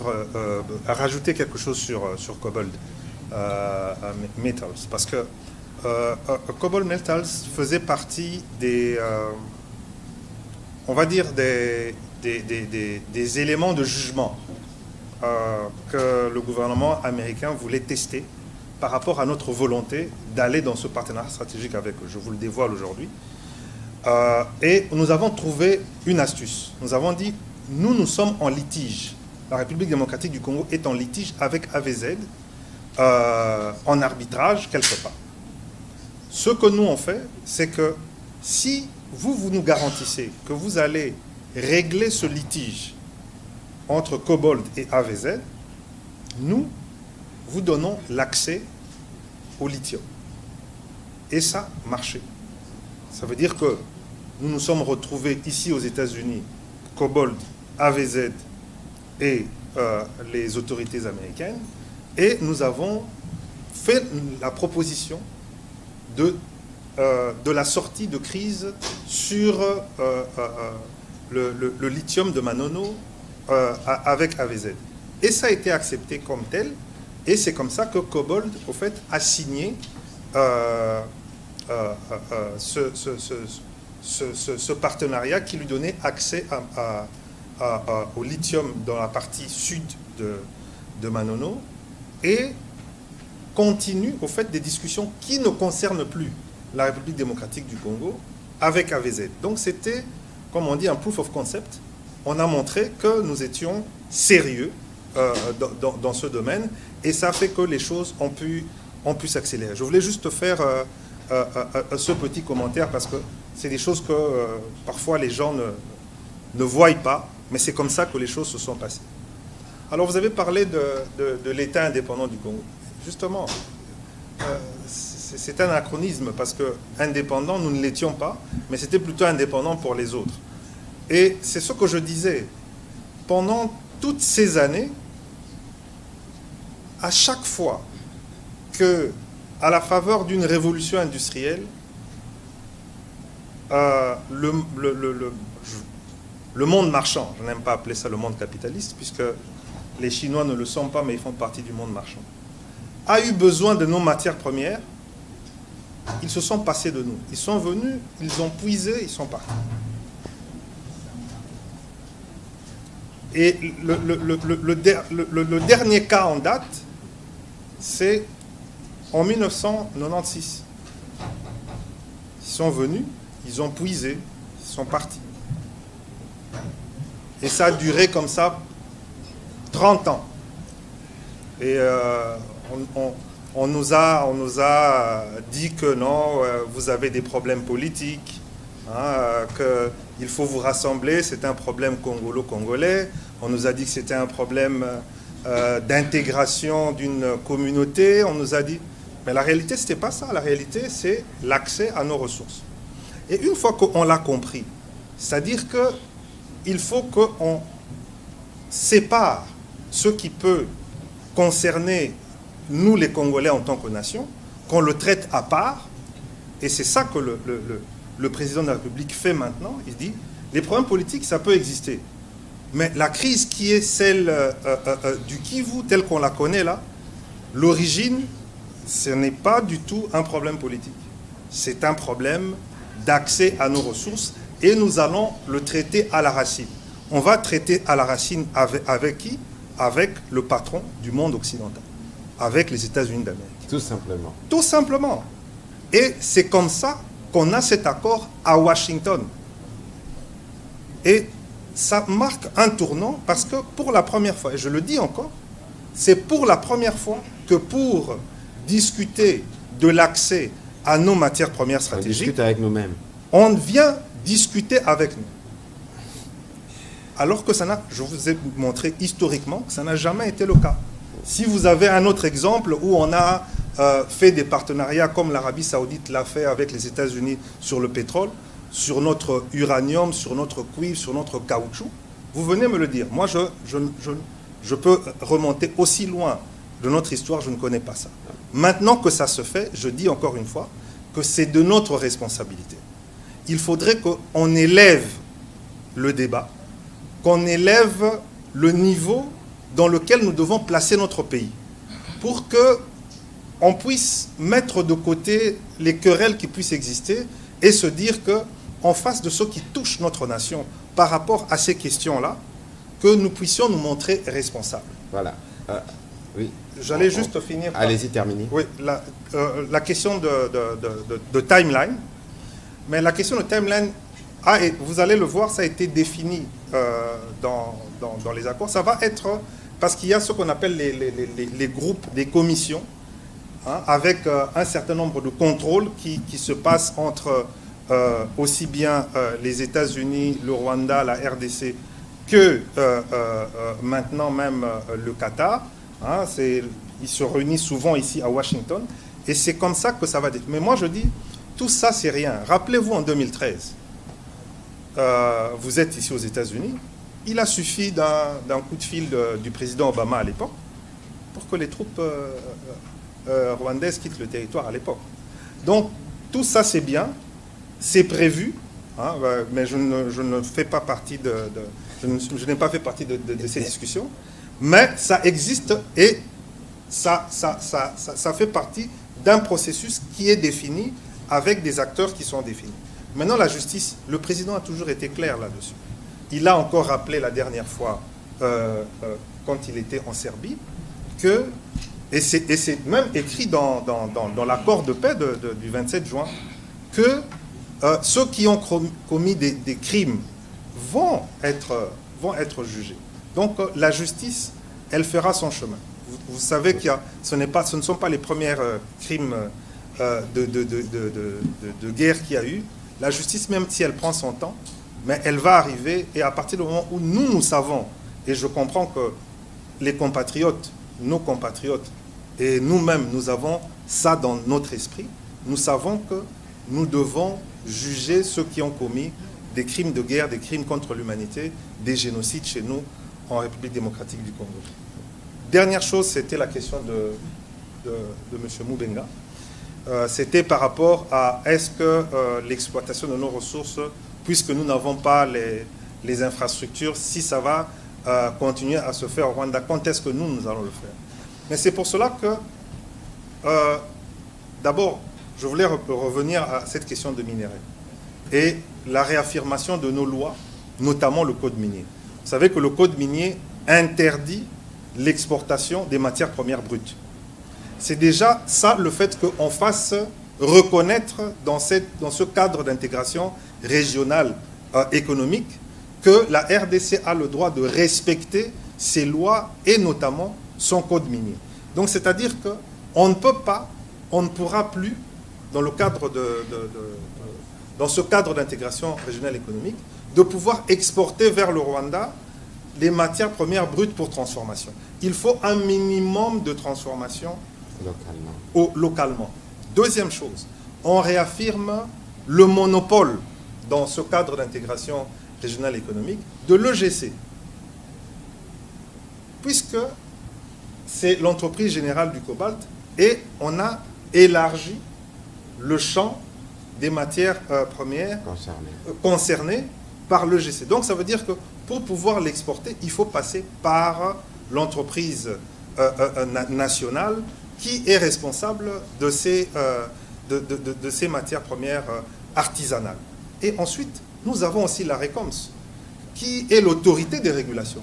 Donc, on a tout un arsenal juridique que nous avons mis en avant dans cet accord pour protéger nos intérêts. Vous aurez le temps de et le dans lire cet accord, et le découvrir. Évidemment, on reconnaît la législation. S'il vous plaît, M. Moubenga, s'il vous plaît.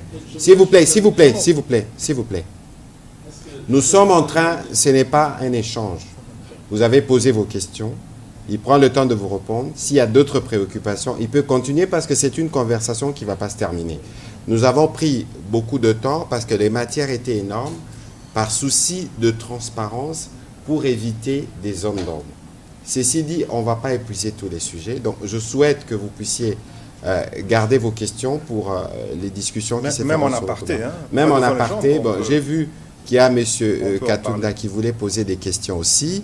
Mais je crois que les questions qu'il a soulevées sur les mémorandums sur la sécurité ou encore sur l'accord de partenariat stratégique ont déjà plus ou moins trouvé les réponses par le vice-premier ministre. On pourra continuer dans le couloir. Mais ici, parce que nous devons terminer, je dois rappeler, comme M. Kalonji posait la question tout à l'heure, quelqu'un me disait, en définissant la stratégie diplomatique du président Trump, que c'est la paix par la force. Alors, je ne voudrais pas aller, je n'étais pas évidemment dans les réunions de ce matin, mais vous avez vu que lorsqu'il répondait à cette question, il a donné des nombres de jours. Madame Rachel est revenue sur l'accord. Évidemment, comme je l'ai mentionné tout à l'heure en paraphrasant le secrétaire d'État Rubio, une chose est de signer, mais une autre est de l'implémenter sur le terrain parce que avant qu'on ne fasse quoi que ce soit, il faut un cessez-le-feu. Un cessez-le-feu, il faut un mécanisme qui permette de vérifier ces cessez-le-feu. Pour ce qui nous concerne, il faut les retraits. Il faut mettre en place des dispositifs qui permettent de vérifier le retrait. L'accord a déjà été signé. Il y a des réunions qui se font dans le cadre du mécanisme de coordination des sécurités, c'est dans l'accord. Il y a des réunions qui se tiennent dans le cadre du comité conjoint de surveillance. C'est que le secrétaire d'État Rubio a dit, je l'ai paraphrasé, c'est qu'aujourd'hui, il y a un engagement au niveau des chefs d'État. Et donc, lorsque le président américain dit que dans 3 jours, vous allez voir du changement, il parle le monde entier. Il y avait d'autres chefs d'État invités spécialement sur les sujets.